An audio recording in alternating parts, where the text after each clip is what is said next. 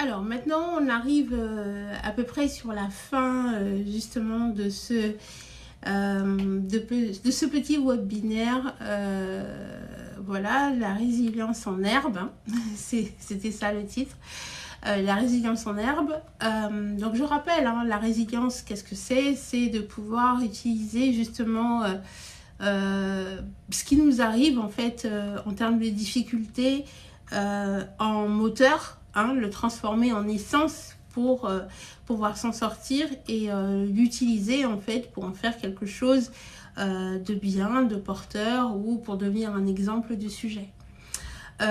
Donc en herbe, pourquoi en herbe? C'est ça veut dire que la résilience s'installe, commence jusqu'à ce que la personne ou le patient voilà, s'en sorte et arrive à trouver son propre épanouissement et à développer son savoir-faire et son savoir-être dans son expérience de vie.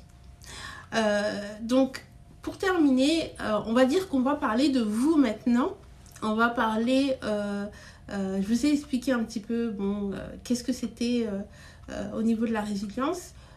Mais je rentre un petit peu plus en profondeur, justement, en tant que psy.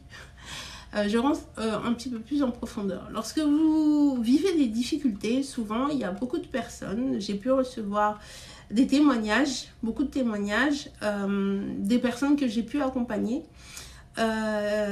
qui étaient effectivement en difficulté avant de mettre en place en fait une thérapie au niveau psychologique ou va en neuropsy. Avant de mettre ça en place, en fait, ils se sentaient complètement isolés, complètement perdus. Et j'ai beaucoup entendu ça vraiment en 16 ans d'expérience, j'ai vraiment entendu ça.